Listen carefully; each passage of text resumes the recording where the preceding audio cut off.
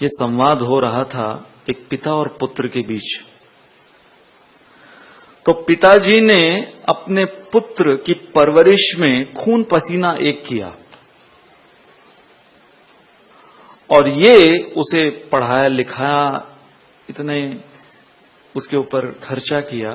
अब ये पुत्र एक बड़ी कंपनी का सीईओ बना, बहुत तरक्की की इसने। अब फाइनली जब ये उस कंपनी के सीईओ के चेयर पर बैठा, पहले दिन, first day in the office as CEO of that company, तो इसके पिताजी ये दिन देखने के लिए गर्वित ना हो रहे थे, गए अपने बेटे को उस सीईओ के चेयर पर बैठा देखने के लिए। होती ना वो रिवॉल्विंग चेयर होती है, तो रिवॉल्विंग चेयर पर ये बैठा हुआ, तो पिताजी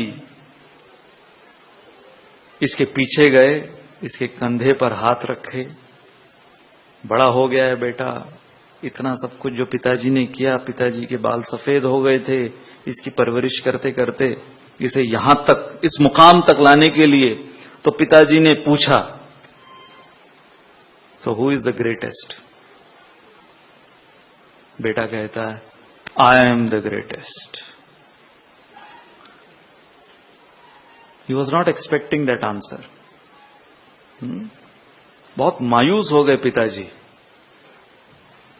और मायूस अब वो उसके ऑफिस से बाहर जाने लगे। और जाते जाते जब दरवाजे से बाहर ही जाने वाले थे, एक और बार उन्होंने पूछा, my son, who is the greatest? अब वो कहता है, father you are the greatest.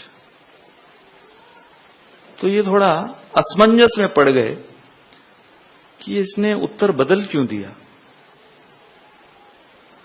तो जब पिताजी ने पूछा कि भाई तूने उत्तर बदल क्यों दिया, पहले तो तूने कहा था यू आर द ग्रेटेस्ट, तो बहुत सुंदर जवाब इस बेटे ने दिया अपने पिताजी को।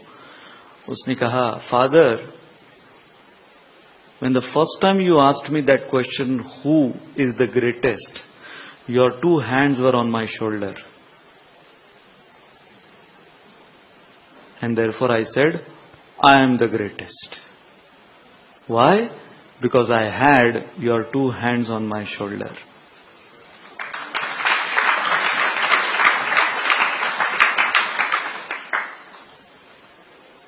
Without you, I am nothing.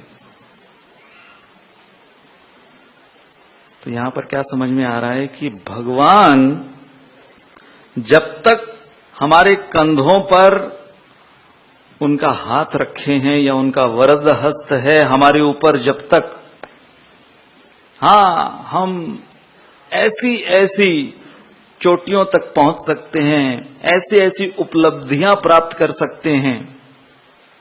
क्यों? क्योंकि भगवान का सहारा है।